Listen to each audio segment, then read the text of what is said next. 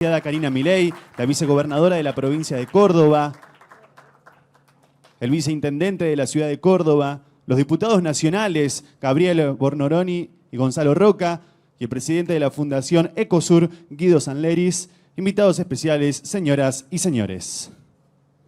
Pueden tomar asiento.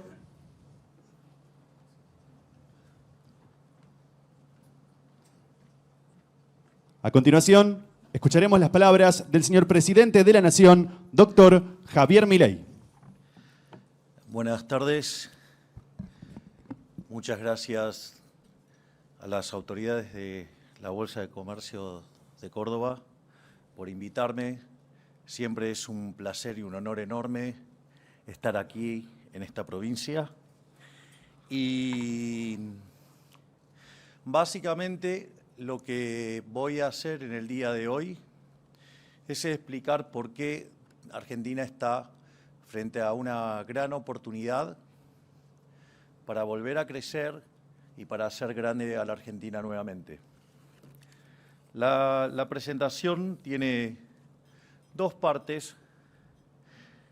Es bastante similar a la presentación que hicimos recientemente en New York, pero me pareció que vale la pena seguir reinsistiendo en por qué vamos a crecer. Entonces, son dos bloques. En el primer bloque explico cómo es nuestro proceso decisorio, porque no es trivial el mecanismo por el cual, digamos, uno enfoca y trata la política y sobre qué instrumentos se elige. Es decir, mi planteo a los ministros es: vamos a trabajar para hacer Argentina el país más libre del mundo. Digo, tan mal no nos está yendo.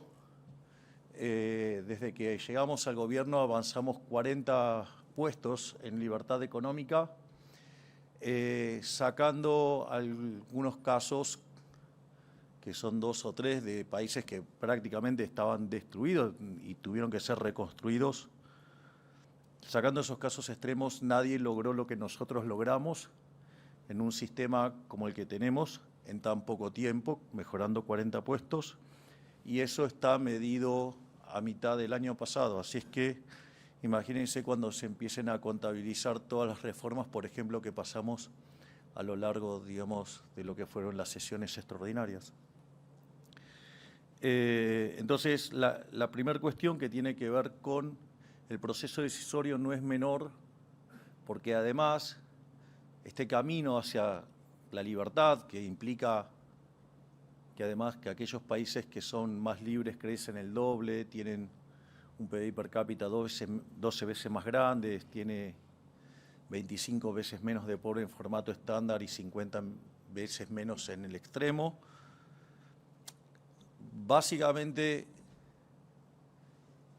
hay un objetivo, pero no todos los instrumentos que dispone la política económica se pueden utilizar.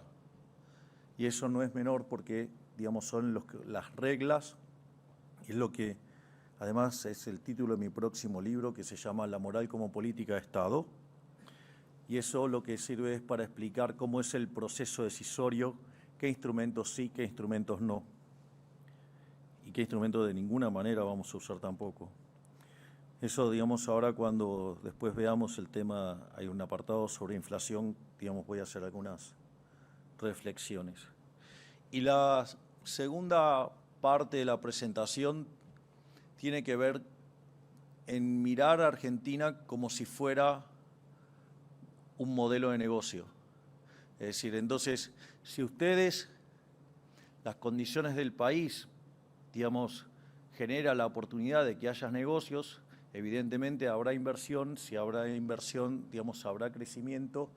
Eso traerá más productividad, mayores salarios, menos pobres, menos indigentes y mejora en la calidad de vida de todos los argentinos. Entonces, si Argentina está en condiciones de crear valor, consecuentemente Argentina podrá, digamos, crecer. Entonces, lo que tiene que ver con el marco, digamos, bajo el cual nosotros tomamos decisiones, y es esto que nosotros llamamos la moral como política de Estado, nosotros decimos que existen un orden de mérito de 3 elementos bajo los cuales se suele analizar o tomar decisiones de política. En general, las más frecuentes, y yo creo que es parte de por qué el debate se ha degradado y por qué, digamos, los socialistas, pese a que tienen ideas espantosas, pese a de que lo han intentado en cerca de 45 países y siempre han fracasado, y además, o sea, fueron un fracaso en lo económico, en lo social, en lo cultural. Asesinaron a 150 millones de seres humanos. A pesar de eso, Dios, siguen dando la batalla, digamos. Entonces la pregunta es, ¿qué es lo que hicieron? Bueno, ellos se arrogan ser altruistas. Obviamente que en esa... Primero que todas las cosas que prometen son siempre falsas, pero son muy seductoras para el oído humano. Y por otra parte, además, como nosotros no hemos dado la batalla cultural de lleno, nos han, digamos, cooptado las ideas en base, digamos, a decir que nosotros decimos cosas que no decimos. O sea, entonces, por ejemplo, ustedes habrán escuchado que critican a los liberales por ser individualistas.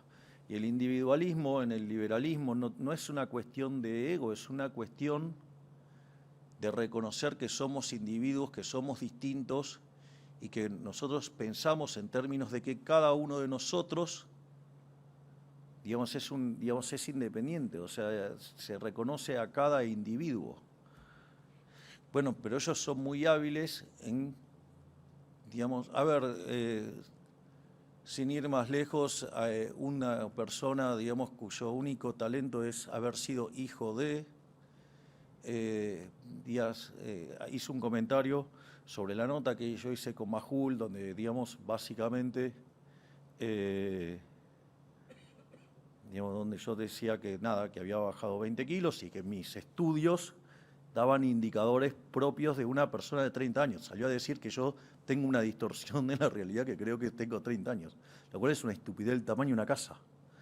Digo, alguien que, digamos, ha admirado siempre tanto a Milton Friedman, y primero los datos, digamos, cuando miro el espejo, digamos, el primer dato es ese, que claramente no tengo, digamos, 30 años, pero que eso no quiere decir que me cuide y tenga digamos, los indicadores como tal. Pero es así como mienten, o digamos, otra persona, digamos, muy precaria intelectualmente, pero claro, con cámara. Entonces en un momento dijo, no, bueno, pero digamos, qué loco que está, digamos, va a las provincias el tour de la gratitud para que la gente le dé las gracias. No, por favor, no se puede ser tan imbécil, tan estúpido. O sea, voy a las provincias a dar yo las gracias a quienes han decidido acompañar al mejor gobierno de la historia.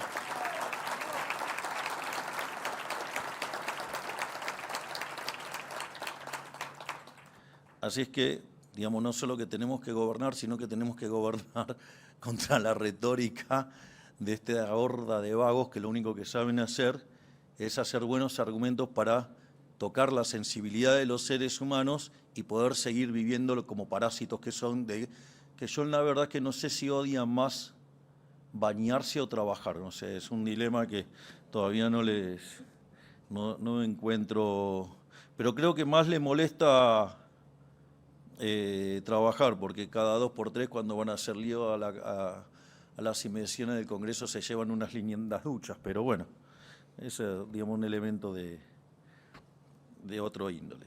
En ese sentido, lo que nosotros estamos planteando es que, digamos, hay 3 líneas, digamos, bajo las cuales uno toma las decisiones. Y este es el orden de mérito nuestro. La primera es la cuestión de la ética y moral, o sea, los valores, lo que nosotros llamamos los valores de Occidente. Hay una segunda línea que es la eficiencia económica y hay una tercera línea que es la más despreciable de todas, que es el utilitarismo político. es decir, tomar decisiones porque rinden en términos políticos. Digo, y en general siempre el debate estuvo centrado entre discutir el utilitarismo político y la eficiencia económica, y esto básicamente tenía algunos problemas, y era que en general los políticos no saben de economía. Es más, hay una frase hermosa de Thomas Sowell que dice: la primera ley de la economía es la escasez, no hay de todo para todos, y la primera ley de la política es ignorar la primera ley de la economía.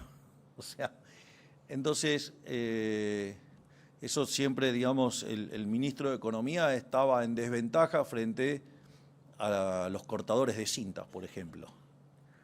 Bueno, eso hoy no pasa. Es decir, y creo que hemos documentado en los hechos nuestra pasión por cuidar las cuentas públicas. Pero al margen de eso, ese debate aún así sigue siendo incompleto. Y por eso, digamos, la izquierda se pudo arrogar la bandera de la moral y ser ellos los altruistas.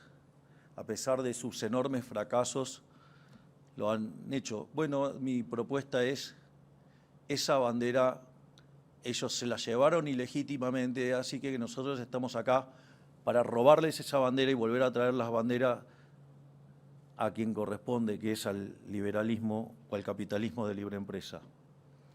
En ese sentido, cuando nosotros hablamos de los valores éticos y morales, los valores de Occidente, es una categoría arriba y las cosas se hacen en función de si están bien o están mal, si es justo o si es injusto. Entonces, los pilares, digo, de este mecanismo decisorio es claramente la filosofía griega, digamos, el derecho romano, ¿sí? Digamos, la rectitud de los estoicos, ¿no? O sea, por ejemplo, digamos, el rey Salomón, digamos, cuando le pide al Creador que los deseos, le dice qué era lo que quería, ¿no? Y decía: sabiduría para saber distinguir el bien del mal, coraje para elegir el bien, templanza para sostenerse y ser justo, o sea, obrar con justicia. Y digamos, el elemento, digamos, que va a determinar lo que consideramos que está bien o no, son nuestros valores judeocristianos. Ahí también por eso es tan importante el rol de lo que es la ley natural, digamos, cuáles son los derechos naturales, o sea, y ahí, digamos, aparecen con claridad dos, ¿no? Digo, que es el derecho a la vida y el derecho a la libertad.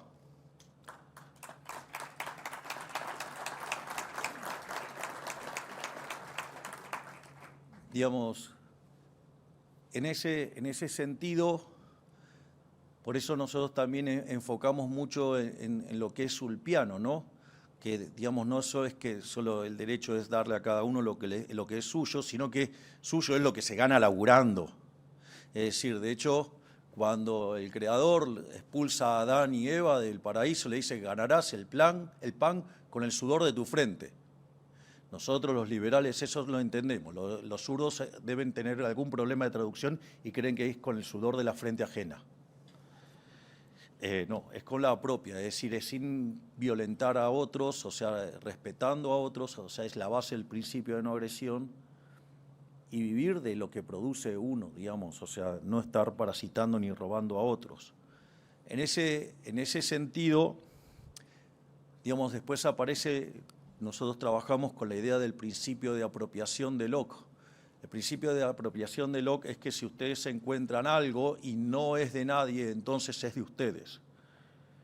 Y eso, digamos, sumado a que ustedes van a ser dueños del fruto de su trabajo y que cuando encuentran algo, ustedes lo pueden incorporar, trabajar y convertirlo en otro bien, digamos. De hecho, Hayek señalaba al mercado como un proceso de descubrimiento. Si el mercado es un proceso de descubrimiento, no existe tal cosa, por ejemplo, en la distribución del ingreso como una torta, porque esa torta no existe, sino que esa torta es una torta que se va generando.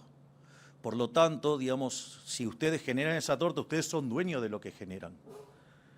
Entonces, este tipo de cosas hace que, por ejemplo, una ley, digamos, o sea, lo que es el derecho positivo, cuando coincide con el derecho natural, esa ley es justa. Y cuando eso no coincide, digamos, ustedes tienen tensión y es injusto. Digo, para ser más simple, si uno hace una ley que dice, ok, digamos, ahora como este grupo no me gusta, lo voy a exterminar, eso puede ser legal, pero no es legítimo. Y así, digamos, hay un montón de cuestiones vinculadas a cómo uno diseña políticas, que hay cosas que pueden ser legal, pero son profundamente ilegítimas y por ende son profundamente injustas. La segunda parte del análisis o la segunda categoría tiene que ver con lo que es la eficiencia económica. Es decir, claramente la eficiencia económica está por encima del utilitarismo político, pero la forma en la cual los economistas plantean la eficiencia económica tiene problemas de construcción analítica que hace que a veces los economistas terminen recomendando cosas que el remedio es peor que la enfermedad. Entonces, si bien, digamos, hay cosas, digamos, que el buen análisis económico no avalaría de lo que son las políticas utilitaristas, es decir, difícilmente ustedes pueden encontrar algún economista semi-razonable que avale que durante un año electoral se emitan 13 puntos del PBI, o que deje 4 bases monetarias venciendo en un día, o que tenga el equivalente a 9 o 10 bases monetarias en deuda en pesos venciendo a 30 días, o dejar deuda por importaciones por 50.000 millones de dólares, o vaciar el Banco Central y dejarlo con reservas netas negativas. Pero cuando la política le gana, digamos, al análisis económico, pasan ese tipo de cosas.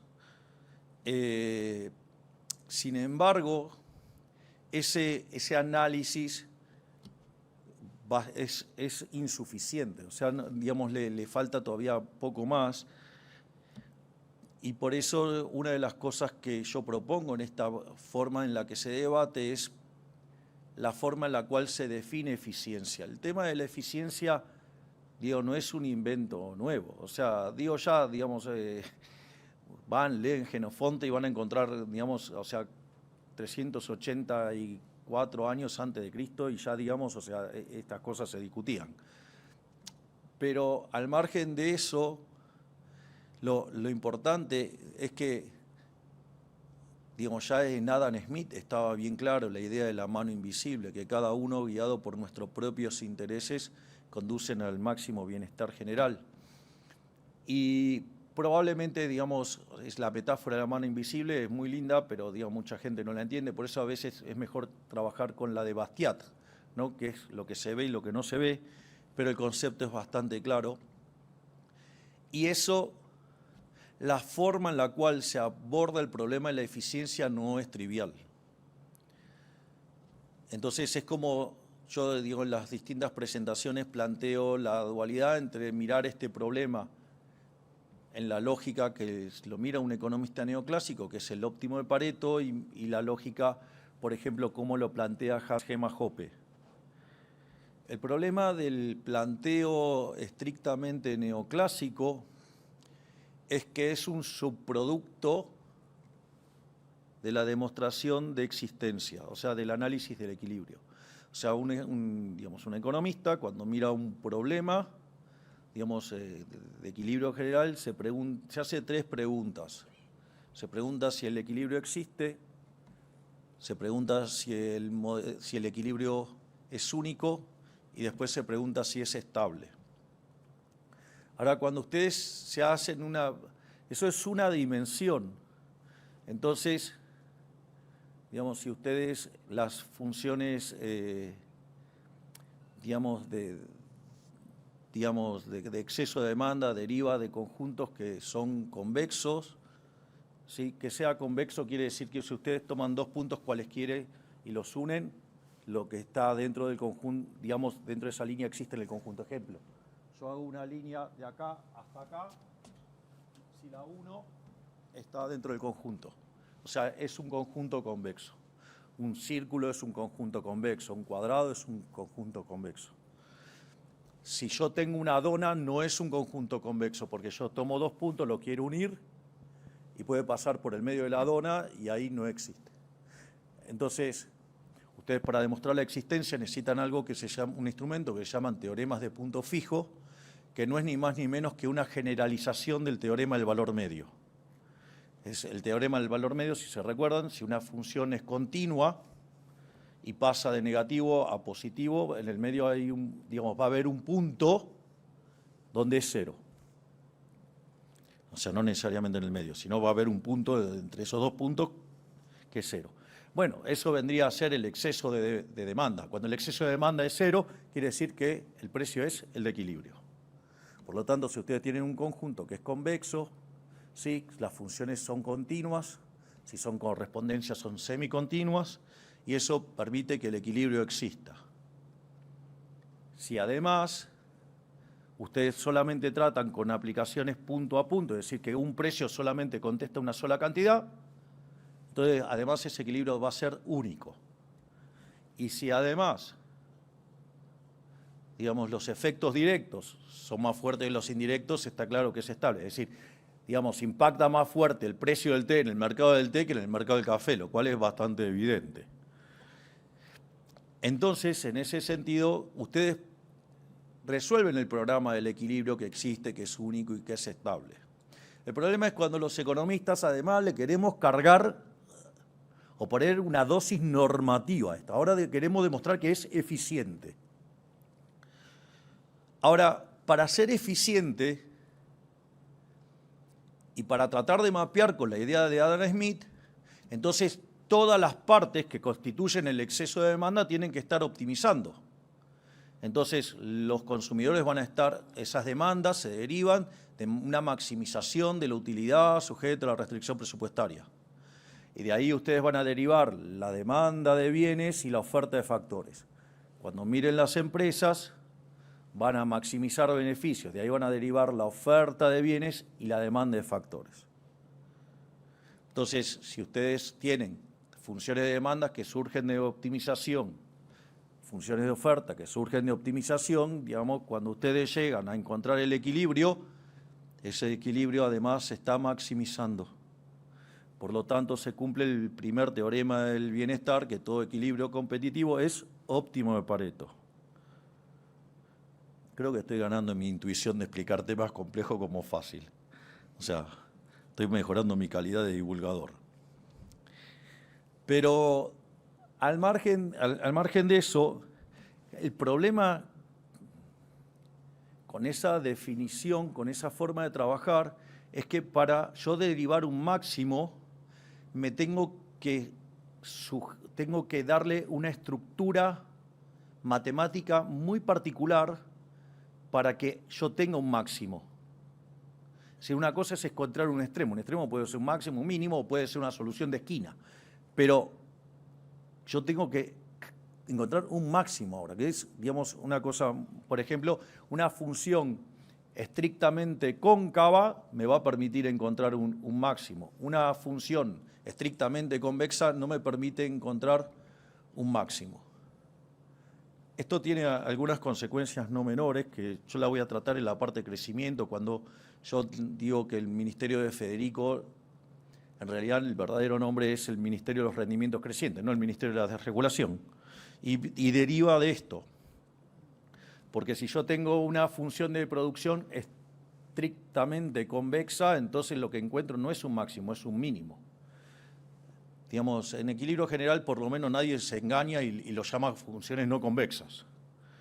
Digamos, lo grave es cuando asociado a ello hay estructuras de mercado concentradas y a alguien se le ocurre regularlo. Cuando ustedes lo regulan y lo asimilan a una empresa competitiva, le quitan los rendimientos crecientes y cuando ustedes hacen eso, matan la fuente del crecimiento económico. Entonces, digamos, de ahí deviene. Ahora, entonces, Fíjense que, digamos, el más popular de los libros de Adam Smith, que es la investigación sobre la naturaleza y las causas de la riqueza de las naciones, digo, él lo que quería estudiar era el crecimiento. Digamos, el miércoles voy a estar dando una explicación de qué creo que es lo que hizo Adam Smith.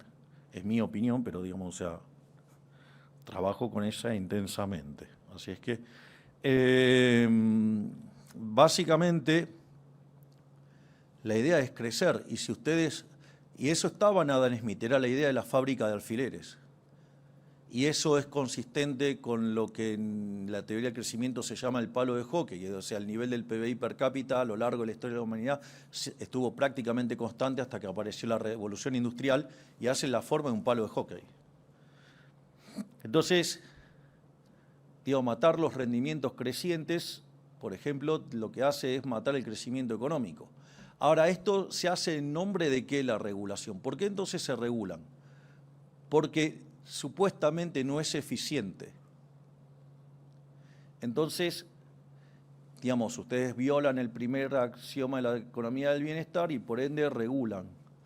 Bueno, pero eso no es un problema, digamos, de la vida real, es un problema de la teoría económica que decidió utilizar esa estructura matemática. Por eso a mí me parece mucho más interesante la derivación de optimalidad que hace un filósofo alemán que se llama Hans Hermann Hoppe, quien particularmente a mí me odia y habla pestes de mí todo el tiempo, pero hizo una derivación en un libro que es Economía y Ética de la Propiedad Privada, que es brillante. Él deriva la optimalidad desde la lógica aplicando el principio de apropiación de Locke y el principio de no agresión. Y esa demostración lo que hace es que ustedes pueden derivar un óptimo sin tener que estar atado a esta estructura matemática. Cuando ustedes hacen eso, la idea del fallo de mercado desaparece, porque ¿qué es lo que se define como fallo de mercado? Es lo que yo estoy observando respecto a lo que yo defino como el óptimo y a eso lo llamo fallo de mercado.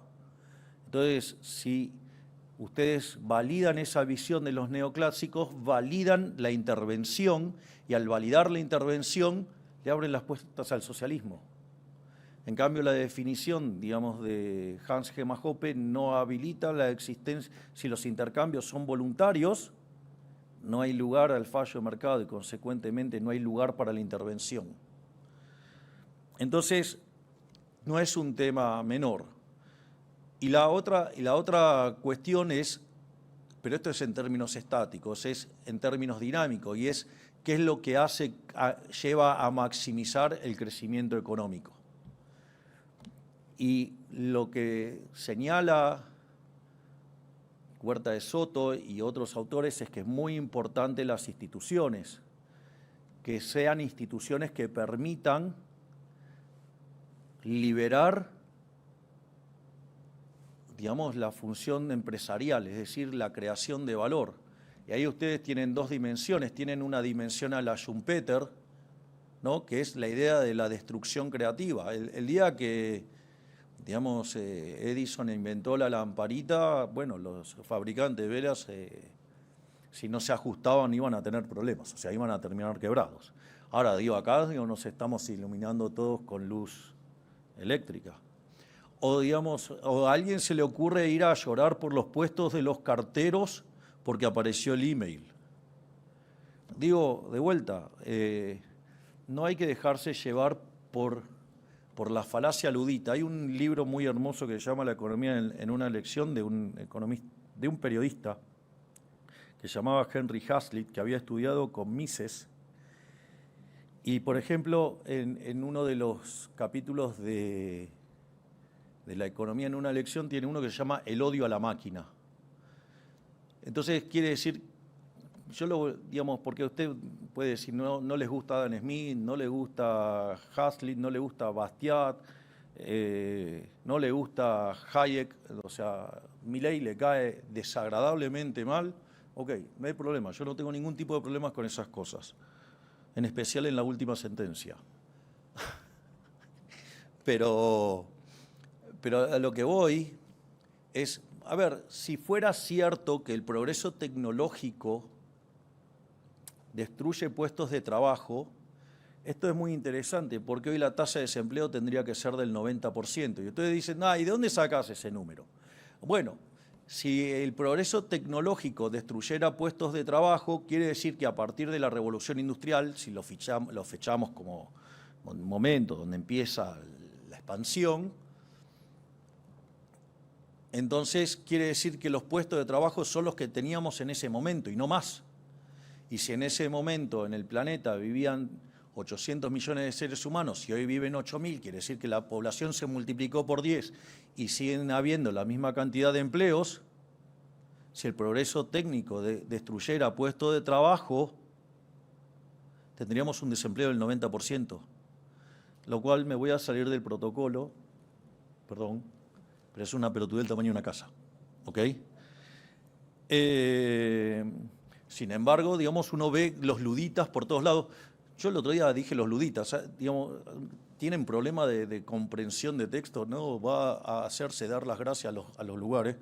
Digamos, entonces, digamos, dada la rudimentariedad de algunas personas, ludita, el término ludita viene de lud, que es el tipo que cuando vino, apareció la máquina de vapor fue, digamos, y el telar lo rompió. O sea, para frenar el progreso tecnológico. Entonces, es divertido porque son luditas, pero después usan el último celular, digamos, que compran en una tienda en Nueva York. Entonces, la realidad es que si ustedes permiten que fluya la destrucción creativa a la Schumpeter, y además ustedes tienen instituciones a la North que permite que el sistema se pueda ir adaptando, bueno, ustedes lo que están haciendo es tener un marco institucional que permite que haya creación de valor. Ahora, esa creación de valor, ustedes además, es falso el relativismo moral. Es decir, no todas las cosas están bien. Y no me refiero a que si nosotros estamos dispuestos a comer vacas y en la India no, porque eso es entendible. Pero hay un conjunto de valores que ustedes no pueden violentar y que si los violentaran está mal y eso es injusto. Entonces, si yo voy y busco, y cuando digo los valores de Occidente, digo los valores judeocristianos, es, por ejemplo, matar está mal. Y creo que todos podríamos estar de acuerdo en que matar está mal. Bueno, a los socialistas eso es relativo, para ellos es relativo, si es en función de conseguir el objetivo que ellos dicen, digo, están dispuestos a matar gente, y lo han admitido a lo largo de la historia, como un costo que había que enfrentar. No, bueno, para nosotros matar está mal. Para nosotros robar está mal. Digo, ¿qué es sino la justicia social? Es tratar desigualmente, es decir, es como que venga yo, a punta de pistola, les robo a todos ustedes y les reparto a ellos. Claramente, ustedes van a estar enojados y ustedes van a estar felices. Es más, puedo hacer algo profundamente inmoral. Tengo 5 personas, uno gana 500, los otros ganan 0, le saco 400 al que tiene 500, le doy 100 a los otros 4 y es una maravilla. Voy a las elecciones, gano con el 80%. Pero ¿cuál es el problema de eso? Sí, utilitaristamente, en términos políticos, es brillante. En términos morales, es siniestro, porque estoy robando y robar está mal. No solo eso, es más, el primer mandamiento, digamos, si lo leen desde la Torá y no, digamos, desde cómo fue adaptado después, lo primero que proclama es la libertad. Porque cuando ustedes lo leen, digamos, en el libro de Shemot y el Creador le entrega a Moisés las tablas, el primer término es, le dice que él es, digamos, el Creador, el que te sacó de Egipto. Es decir, el primer mandamiento lo que declara es la libertad. Entonces, fíjese, está la libertad está el derecho de propiedad, está el derecho a la vida, están las bases para llevar una vida ordenada. O sea, se definen cuáles son los pecados capitales. Es decir, uno de los principales problemas que tiene el socialismo es que está basado en ¿qué? En la envidia. Y la envidia, digamos, no es solo que puede derivar en un problema de externalidad negativa en consumo que genere una situación circular que no se permite resolver el equilibrio. Digo, eso es bullshit. Digo, es un problema, digamos, en la cabeza de los economistas que queremos resolver un sistema de equilibrio general. Pero ese no es un problema de la vida real, porque llega un momento que si usted no decide porque el otro no decidió y el otro no decidió porque usted no decide, bueno, llega un momento que, digamos, si no lo hacen, no les va a ir bien. Por lo tanto, van a resolver el tema y supongan que lo pensaran en términos de alimentación. Entonces, ese no es un problema real, es un problema matemático, no es un problema de la vida real. Un problema más cercano a la vida real es como lo trataba Mises, el problema de la envidia desde la perspectiva de la justicia social, digamos, donde ustedes ahí, digamos, revientan, digamos, es injusto, digamos, es un trato desigual frente a la ley, pero ustedes además le están apropiando y están reventando el ahorro. Entonces, digamos, no solo que es injusto, es ineficiente, sino que además dinamita los incentivos ¿para qué? Para crecer, porque están violentando la propiedad privada. Entonces, digo, ¿para qué van a producir si se los va a robar otro? Y después hay una dimensión todavía mucho más, que es una que, digamos, yo estuve desarrollando, todavía no la publiqué, pero ya se las adelanto para ustedes, que es el rol de la envidia destruyendo las funciones de demanda.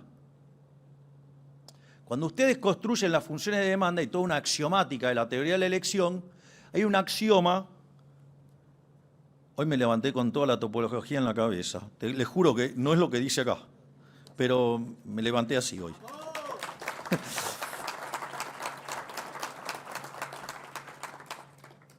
Uno de los problemas cuando ustedes tienen un axioma que se llama axioma de no saciedad. O sea, puede ser el axioma de no saciedad extrema, es que, digamos, ustedes pueden tener dos canastas. Una tienen lo mismo de todos los bienes, pero salvo de un bien tienen un poquito más. Esta última es preferible a la primera. Y la otra es el axioma de no saciedad débil, digamos, que ustedes pueden estar saciados de todos los bienes, pero no de uno, entonces siempre existe la posibilidad de que elijan esa canasta que tiene más, es preferir más a menos.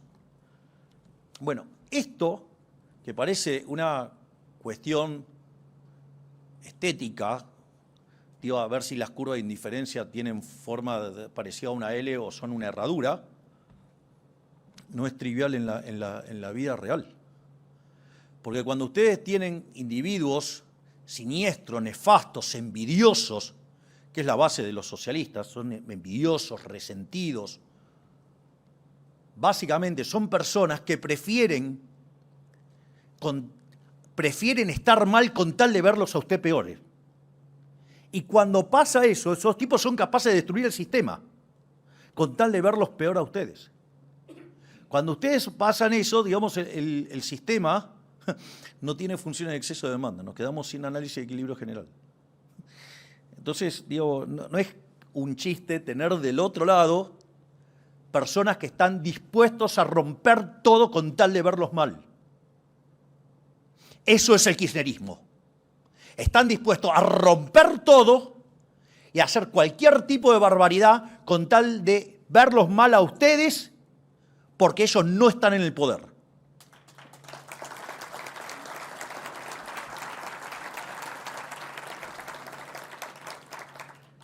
Y la tercera dimensión es el utilitarismo político, es decir, si esto les rinde o no en votos.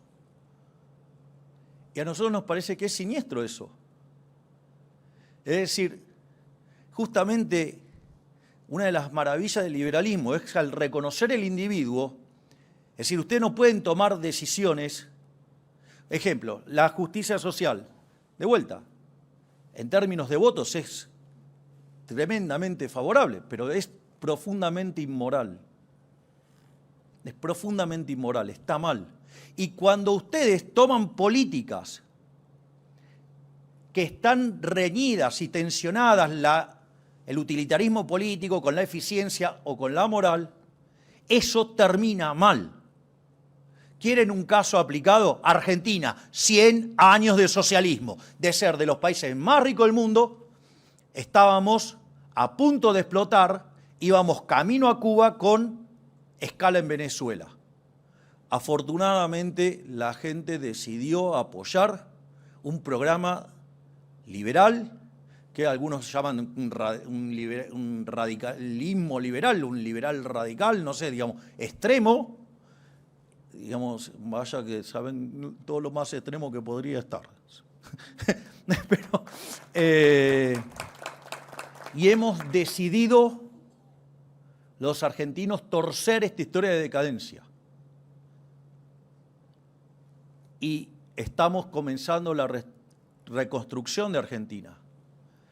¿La inflación es alta? Sí, claro que es alta. Pero cuando vinimos era del 1,5 diario. Cuando llegamos, la mayorista era del 54. Como venía la dinámica, íbamos con la cantidad de pasivos monetarios en el central que hubiera quintuplicado la cantidad de dinero, con la cantidad de deuda en pesos que hubiera aportado entre 9 y 10 bases monetarias más. Entre el problema de la CIRA, el problema de las reservas netas negativas, digamos, íbamos a ir a una hiperinflación en torno al 15.000% anual. ¿Es alta la que tenemos? Sí, claro, pero venimos del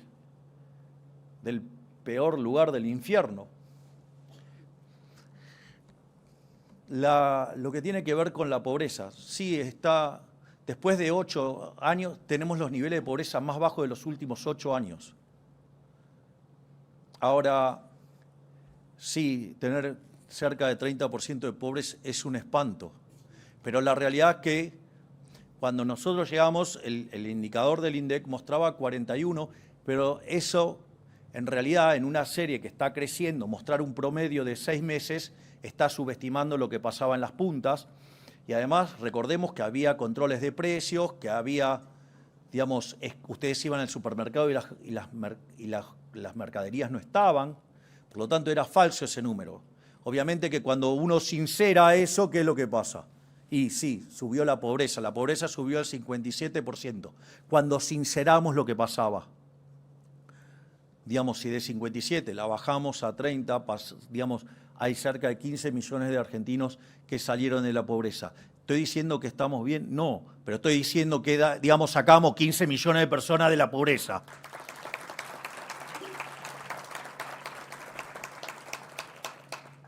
Alguien puede decir, no, pero no hay crecimiento. Miren, cuando nosotros llegamos, el arrastre estadístico que traía del PBI era para una caída del 3,5, o sea, solo el arrastre estadístico, con lo cual, si el año terminó 1,7 abajo, quiere decir que entonces nosotros hicimos crecer la economía. De hecho, si ustedes toman el estimador mensual de la actividad económica de fines del 23 versus el del 24, el PBI en esa medida, ¿sí?, digamos, creció 6,6%. Cuando toman esa misma medida para el 25, creció 3,5%. Quiere decir que después de años de no crecer por 2 años seguidos, hemos mostrado 2 años seguidos de crecimiento, donde la economía mejoró 10,5% y que si seguimos así vamos a registrar, después de muchísimo tiempo, 3 años seguidos de crecimiento.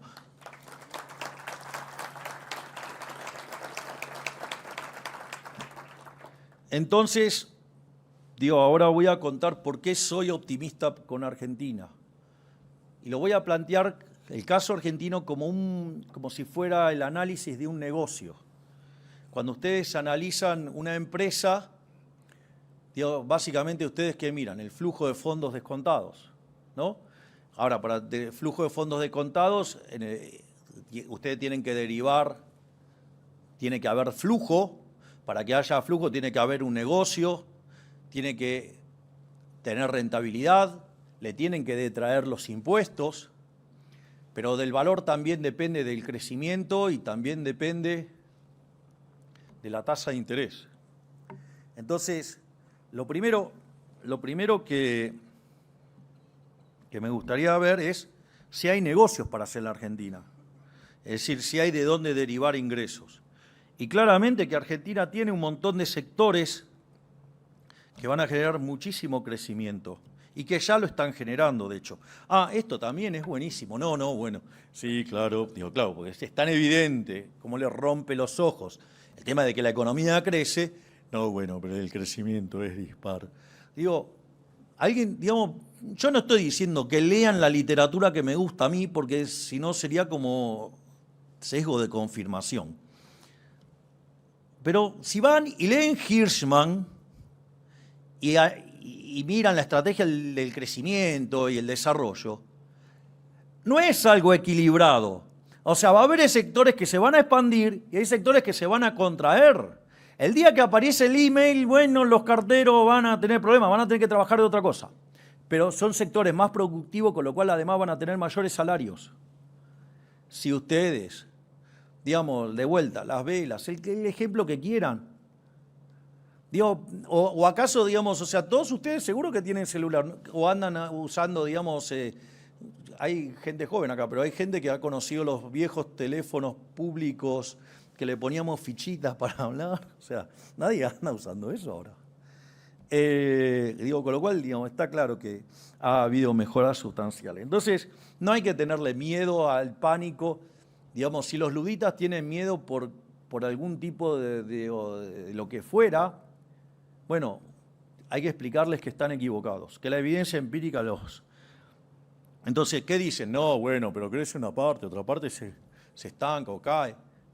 A ver, en el EMAE entran 15 sectores, 11 crecen.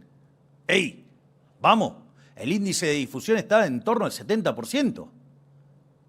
Es decir, lo que hay que entender es que nosotros, si nos jactamos de ser el gobierno más reformista de la historia, ustedes cuando hacen reformas estructurales, ¿qué creen? ¿Que no va a haber cambio en la asignación de recursos? ¿No creen que va a haber cambio en los precios relativos? O sea, es una idiotez creer que uno puede crecer todo balanceado. En especial cuando ustedes traen una estructura desequilibrada por regulaciones e intervenciones de 100 años. Digo, no se puede ser tan precario, por decirlo de manera elegante. Entonces, ¿tenemos sectores? Sí. Tenemos a la minería. La minería podemos hacer un montón de cosas. Tenemos cobre, tenemos litio, tenemos oro, tenemos minerales raros, tierras raras. O sea, una cosa fabulosa. Es decir, Chile, con la misma cordillera, genera 30 veces más que lo que generamos nosotros con la misma cordillera.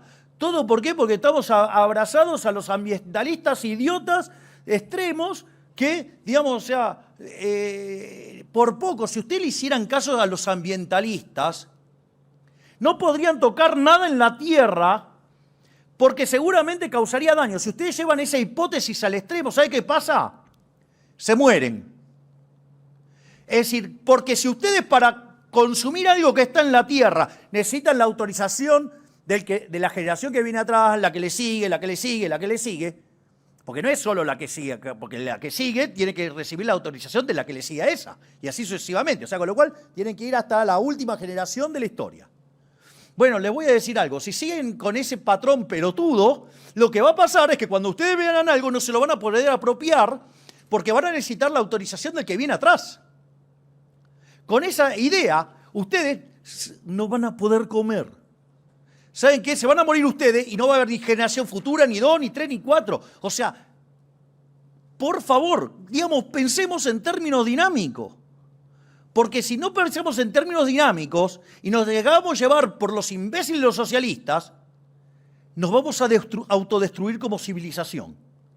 Entonces, tratemos de pensar con la cabeza. El otro sector, digamos, es petróleo y gas. Es decir, Argentina está en condiciones de convertirse en una potencia energética. ¿Por qué creen que están pensando y van a hacer inversiones en data centers? Porque requieren mucha energía y requieren que sea barata y haga frío. ¿Qué mejor que el sur nuestro? Entonces, digo, dejemos de pensar de modo precámbrico. O sea, no estamos proponiendo negar los impactos ambientales. Lo que estamos diciendo es, pero hagamos cosas que tengan sentido.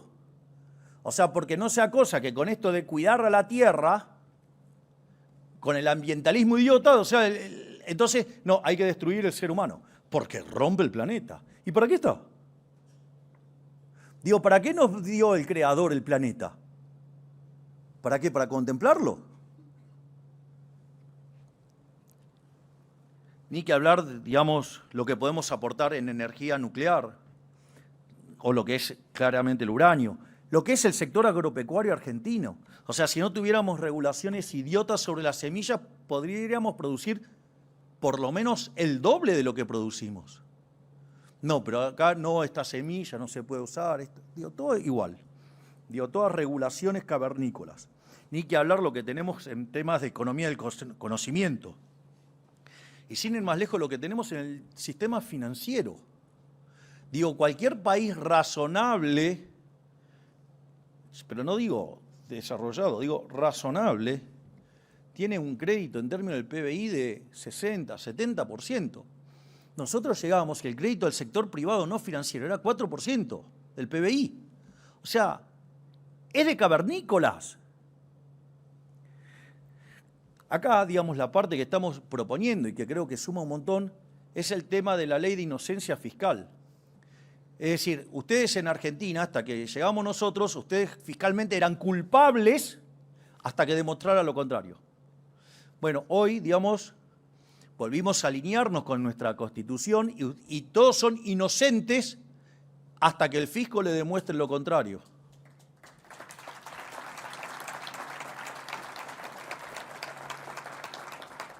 Eso significa que si ustedes tienen dólares en el colchón, lo pueden sacar y usarlo como se les dé la gana, porque ustedes en realidad se protegieron, ¿sí?, de 90 años de estafa del Banco Central. Entonces, digamos, o sea, no es que, digamos, ustedes son delincuentes, no, el delincuente era el que estaba en Reconquista 266, y ustedes se protegieron. Entonces, ustedes ahora, por ejemplo, pueden sacar los dólares del colchón, volcarlos en el sistema financiero, y que eso, digamos, empiece a generar posibilidades de inversión en el sector real. Esto es también muy interesante. ¿Por qué, digamos, el Banco Central ahora está avanzando en que esos dólares, digamos, puedan ingresar en instituciones y que puedan ir a financiar distintas actividades? ¿Saben por qué? Porque el argentino ahorra en dólares. Por lo tanto, necesita vehículos de inversión que puedan pagarlo. O sea, tienen que ser en dólares. Entonces, por eso hay como una suerte de split de la banca y de las instituciones, tal que ustedes puedan esos dólares volcarlos al sistema productivo. Es decir, ustedes no se pueden enojar con la realidad, tienen que actuar acorde a las restricciones que pone la realidad. Después de todo lo que sufrieron los argentinos con el peso, bueno, si quieren trabajar en dólares, trabajen en dólares. O sea, se les da la posibilidad de que tengan esos dólares, que los puedan meter en el sistema y que puedan, digamos, financiar actividades productivas y además todos crezcan.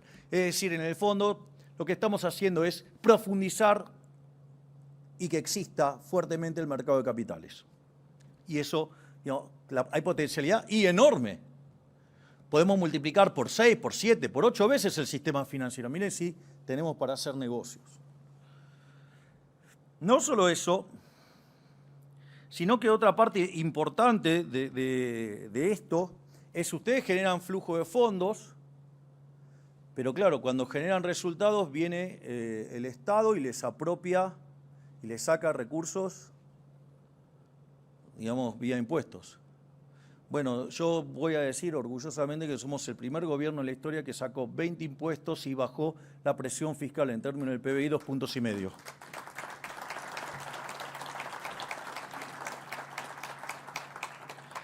Y si nosotros podemos validar en los hechos el escenario base que desarrolló el equipo de Toto, de acá a que termine, digamos, si fuéramos reelectos al año 2031, estaríamos devolviéndole a los argentinos 500.000 millones de dólares. Vaya que sí que le estamos bajando los impuestos y devolviéndole la libertad a la gente.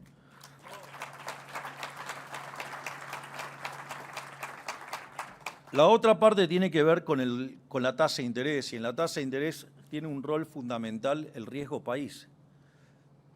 Nosotros en los 123 años de historia, antes de que nosotros llegáramos al gobierno, Argentina, digamos, tuvo solamente superávit en 10 casos, pero siempre era en condiciones donde estábamos en default, por lo tanto no pagábamos los intereses. Entonces nosotros cuando llegamos había un déficit en el Tesoro de 5 puntos del PBI, en el Banco Central de 10, y nosotros dijimos que íbamos a ir a déficit cero.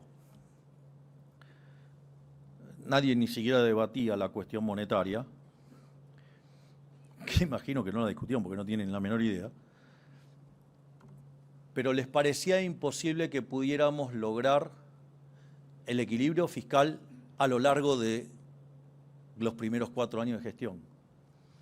Y yo sostenía que lo íbamos a hacer en el primer año. No solo que lo hicimos en el primer año, sino que lo hicimos en el primer mes.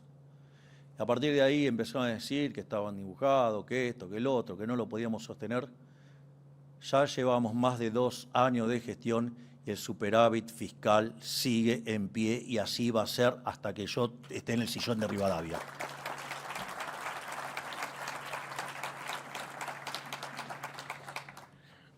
Por otra parte, teníamos el tema del déficit cuasi fiscal.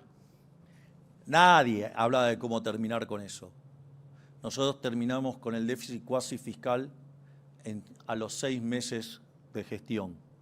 Desde ese momento la base monetaria amplia no creció más. Por lo tanto, desde ese momento, 26 meses después, la inflación debería desaparecer. Por lo tanto, seguimos convencidos que para lo que es el mes de agosto, la inflación podría empezar con 0. Obviamente que en el medio pasaron cosas que ahora las voy a describir, o quizás me puedo adelantar. Y es, si ustedes miran la tasa de inflación, la tasa interanual llegó a tocar picos de 300, tanto en mayoristas como en minoristas. Hoy la mayorista está en torno al 24%, la minorista está en torno al 32, 33%. De hecho, la mayorista hubo meses que mostró deflación.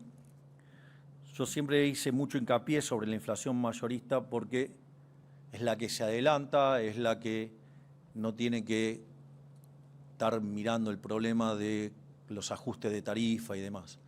Pero el problema básicamente es, el gobierno anterior emitió 28% del PBI, 13% emitió en el año electoral. O sea, tarde o temprano eso iba a haber que pagarlo en inflación y eso tiene un rezago que está en un trabajo que ha hecho un alumno de la Universidad de Córdoba, que son de 26 meses.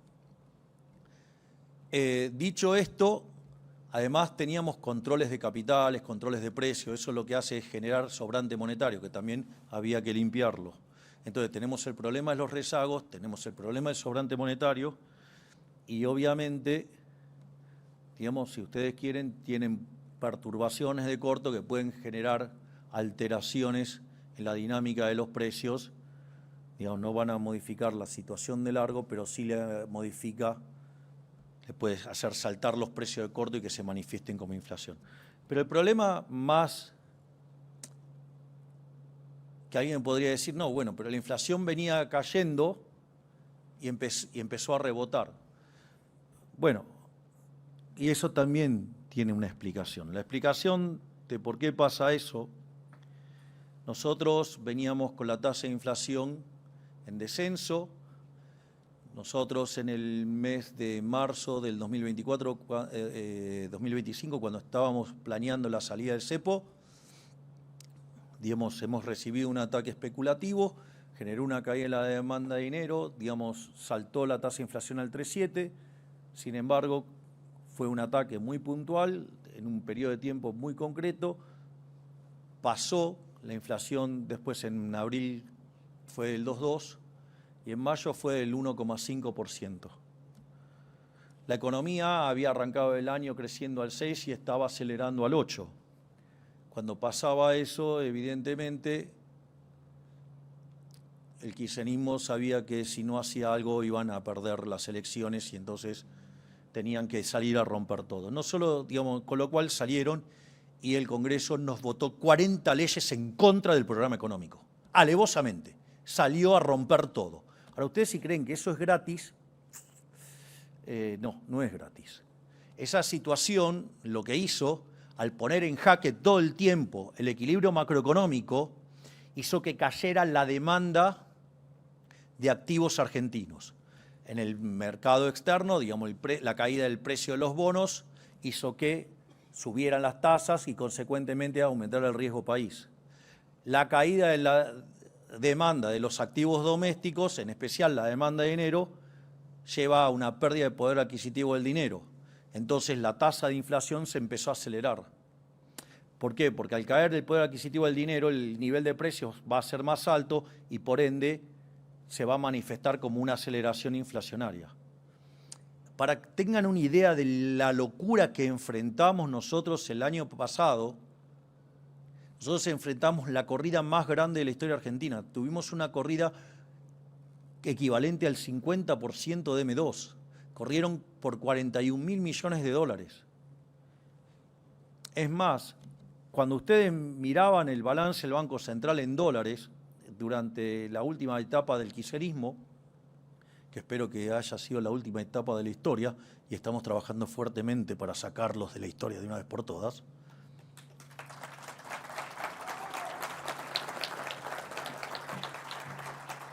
gracias.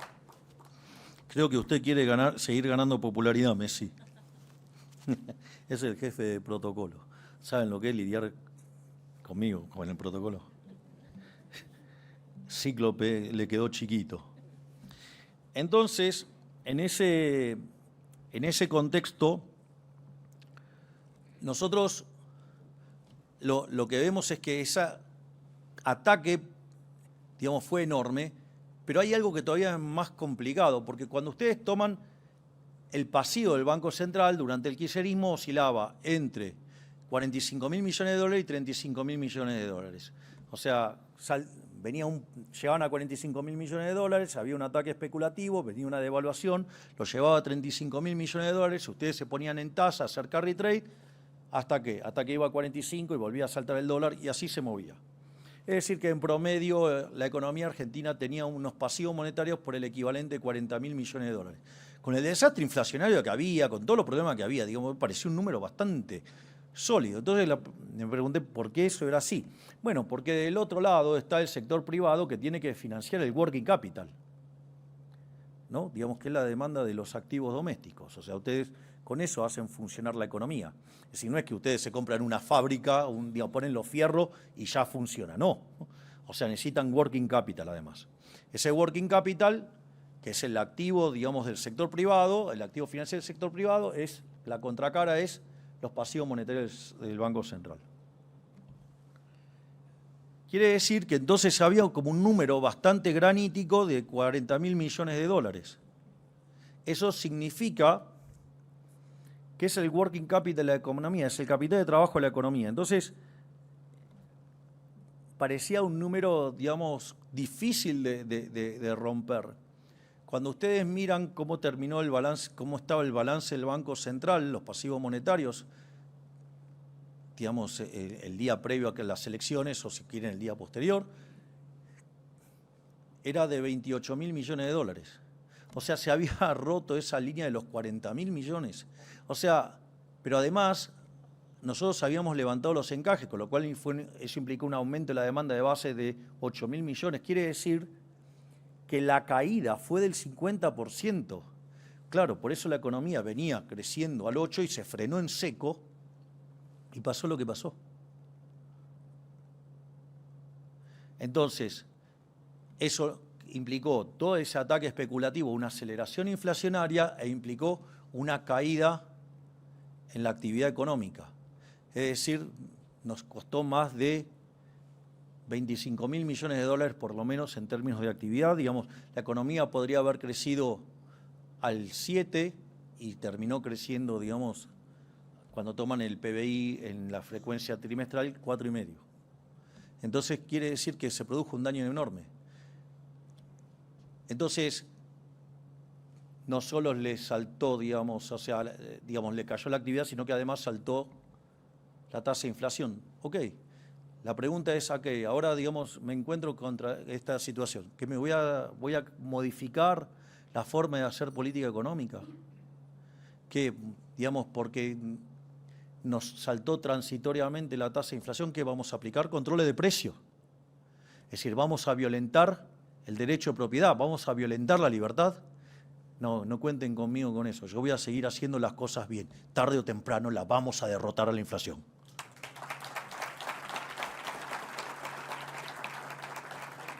De hecho, desafío que alguien busque en la historia argentina que haya entrado en un año electoral apretando la política monetaria, recrudeciendo el equilibrio fiscal y levantando el cepo.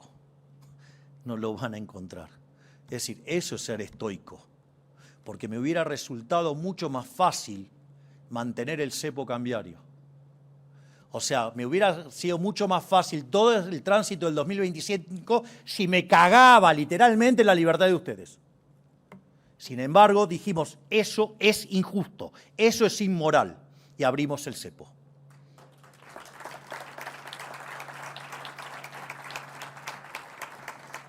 Otra parte más que quiero hablar es sobre el riesgo país. El hecho de que nosotros trabajemos con déficit cero, una de las cosas que implica es que la deuda no va a crecer. O sea, crece solamente por los efectos de la que es indexada, ¿no? Pero no hay nueva deuda, literalmente. De hecho, nosotros asumimos con 500.000 millones de dólares de deuda consolidada, que el kirchnerismo omite la del Banco Central, es como que no estaba. A ustedes que tienen ahí ese colega, que la morsa esa, digamos, golpista, que viene de un feudo, ¿no? O sea, se hace el democrático cuando viene de un feudo. Digo, enseñarle a hacer las cuentas. Digo, bajamos la deuda en 50.000 millones de dólares. O sea, nosotros pagamos la deuda. Eso, digo, parece raro en la Argentina, digamos, que ha sido antes de que llegáramos nosotros un defolteador serial. Y cuando ustedes básicamente tienen equilibrio fiscal, la deuda no varía y por ende la relación deuda-producto cae. Por ende, o no sube. Por ende, pasan a ser solventes. Con lo cual, inexorablemente, el riesgo país, que tiene que ver con la insolvencia, el riesgo país tiene dos elementos, la insolvencia y la voluntad de pago.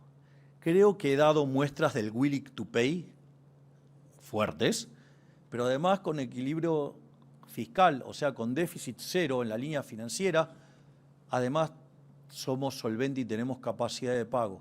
Por lo tanto, inexorablemente en algún momento el riesgo país se va a desplomar. Nosotros cuando ganamos en las PASO, el riesgo estaba en 3.000. Hoy el riesgo está en torno a los 500, entre 500 y 550. Ese nivel de riesgo implica que la economía está en condiciones de crecer 4 o 5%. Ahora, ¿ese es el verdadero riesgo de esta administración? No. Hemos colocado deuda al año 2027, es decir, durante nuestro gobierno. El riesgo país es 200. Con esa tasa Argentina podría crecer 7 u 8%. Por lo tanto, no vamos a cambiar la forma de hacer las cosas porque tarde o temprano se va a acelerar el crecimiento, va a caer la inflación y vamos a seguir sacando argentinos de la pobreza. Vamos a seguir en este sendero que va a hacer que la Argentina sea grande nuevamente.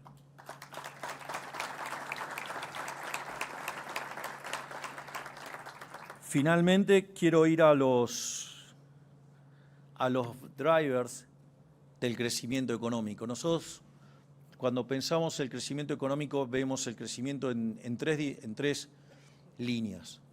Una es la desregulación. Digo que es el ministerio del doctor Sturzenegger, que puertas adentro lo llamamos el Ministerio de los Rendimientos Crecientes. En la medida que nosotros eliminamos regulaciones, libera rendimientos crecientes y por ende genera crecimiento económico. Ahora, la pregunta es ¿por qué? Y yo, digamos, se los planteo de otra manera. Si yo les quito medidas que les devuelven el derecho de propiedad y ustedes se pueden apropiar del fruto de su trabajo, ¿van a estar mejor o peor? Van a estar mejor porque les estoy recomponiendo el derecho de propiedad. No solamente ustedes les cercenan el derecho de propiedad cuando les cobran impuestos, que es un robo directo, sino que también les quitan derechos de propiedad cuando los regulan. Lo voy a hacer con un ejemplo simple. Suponga que yo tengo un edificio que me dedico a alquilar departamentos.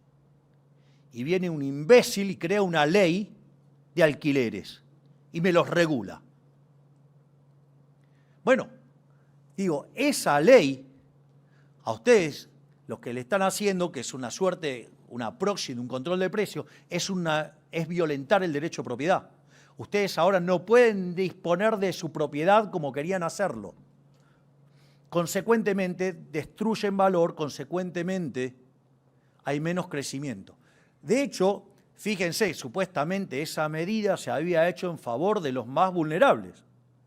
¿Cuál es la consecuencia? Se ha invertido menos en casas, en viviendas, sí, con lo cual se retrajo la oferta. Además, los que tenían vivienda, si la podían poner, no la ponían a disposición, con lo cual se contraía mucho más. Por ende, el precio se disparaba. ¿A quién terminaba jodiendo? Los que podían pagar menos. O sea, esa medida terminaba, o sea, no solo que era injusta porque violentaba el derecho de propiedad, sino que además al pobre inquilino lo hacía pelota. Y, digamos, se terminaba pagando más cara. Y al pagarse más caro, ¿a quién perjudicaba? A los que menos tienen.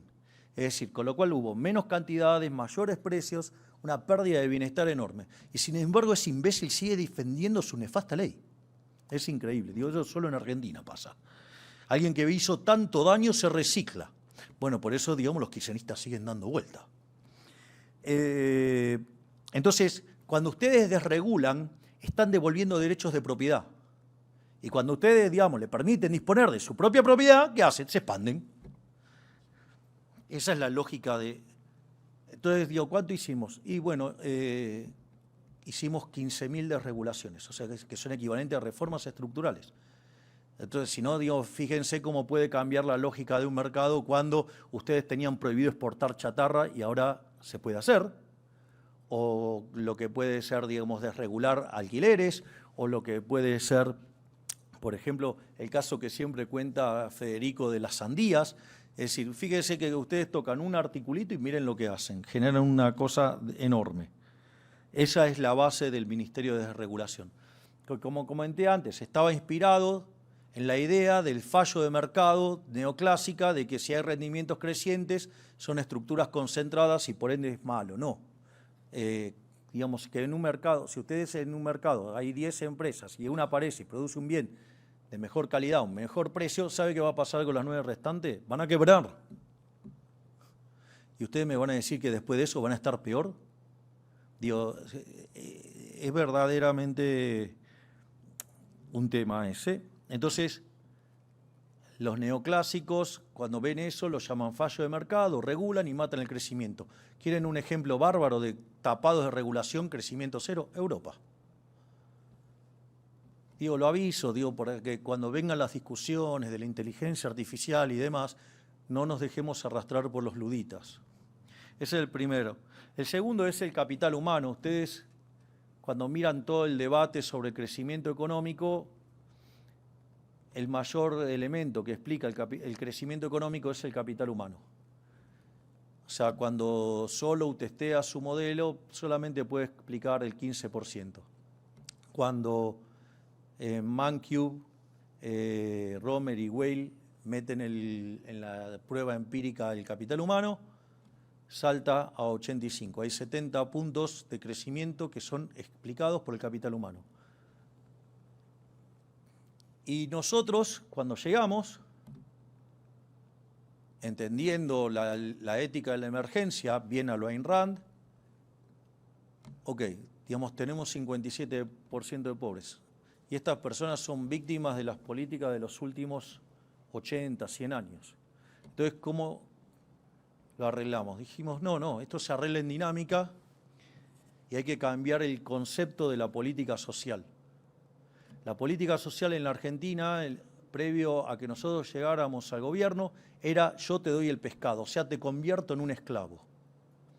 Nosotros arrancamos cambiando el nombre, le pusimos Ministerio de Capital Humano y el concepto es nosotros te vamos a enseñar a pescar.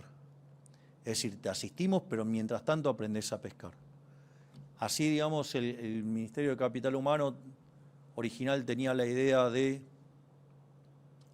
niñez y familia, que eso sigue porque, digamos, el núcleo central está en cuando llegan los niños a la vida y, digamos, y darle la contención suficiente para que puedan desarrollar su cerebro. Digamos, esta salud, digamos, usted necesita personas que no solo logren desarrollar su cerebro, sino que además estén sanas. Cuando ustedes se garantizan esos dos elementos, esas personas pueden ingresar al sistema educativo y tener un buen rendimiento. Y eso los prepara para, digamos, su vida laboral posterior. Pero como en el medio también había personas que quedaron y que se cayeron del sistema, también se los dio contención para que se ayuden, para reconvertirse y que puedan reintegrarse al mercado laboral. Por lo tanto, pero lo más importante, dejamos de pensar la política de contención social como estar regalándole el pescado y enseñarles a pescar. Y que si es posible tengan unas fábricas, digamos, de una empresa que se dedique a la pesca. O sea, un cambio total en cuanto a enfocar el problema. Es decir, nosotros no queremos esclavos, queremos ciudadanos libres.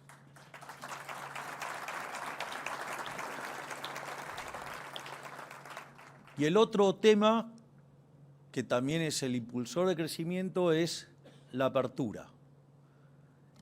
Nosotros lo que vemos es que Argentina, cuando tomamos el coeficiente de apertura de Argentina, que es las exportaciones más las importaciones en términos de PBI, Argentina es el país más cerrado del mundo.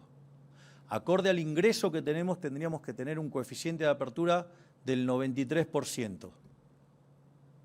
Tenemos un coeficiente de apertura de 28, basta, se terminó el debate. En el índice que desarrolla el Banco Mundial en cuanto a apertura económica, releva 179 países, estamos 178. Basta del verso, digamos, de la protección, porque eso, digamos, tenemos un infante de más de 80 años y no sirvió para generar riqueza ni para que los argentinos estén mejores. Digamos, con ese modelo cada vez nos iba peor. Porque además la competencia, digamos, cuando ustedes abren la economía generan competencia y tienen que ocuparse por servir al prójimo con bienes de mejor calidad a un mejor precio. Una política de apertura no solo que beneficia a la mayor proporción de la población, porque ganan todos y pierden solamente los sectores ineficientes. Con lo cual, digamos, en términos utilitaristas, habría que abrir la economía. En términos de eficiencia económica, si yo tengo un bien y lo voy a pagar 4 veces más caro, digamos, si abro, lo pago un cuarto y me quedan 3/4 partes para gastar en el resto de los bienes. Con lo cual, asigno a sectores más productivos, por ende voy a tener mayor empleo, mayores salarios y menores precios, con lo cual tengo una brutal ganancia de bienestar. Y además, como esas barreras se construyen con la complicidad de políticos ladrones, cuando abro la economía automáticamente también bajo la corrupción. Fíjense que ahora, como señalé al inicio, ustedes tienen alineado el utilitarismo político, tienen alineado la eficiencia, pero aun cuando tuvieran alineado eso, si fuera injusto no debería hacerse. Sin embargo, cuando yo abro la economía, lo que estoy haciendo es darle libertad de elegir. Es que ustedes puedan disponer de su ingreso, puedan disponer del fruto de su trabajo.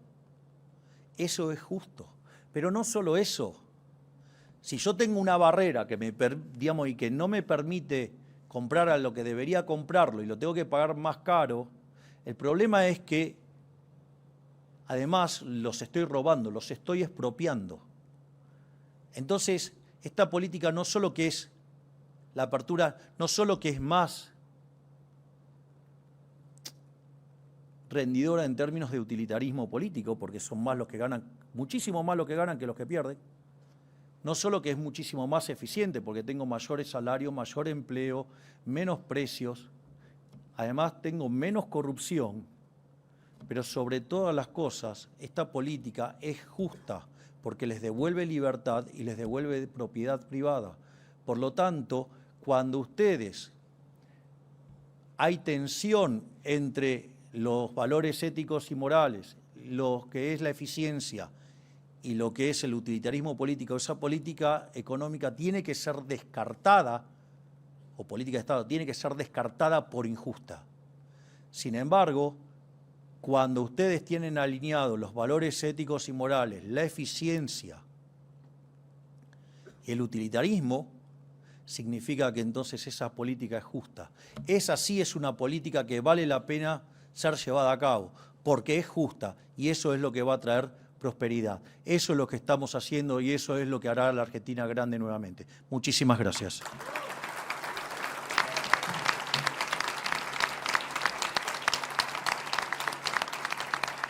De esta manera despedimos al señor presidente de la Nación y les pedimos a los presentes que mantengan sus lugares para continuar con las actividades programadas en el marco de la apertura de actividades de la Bolsa de Comercio de Córdoba. A todos.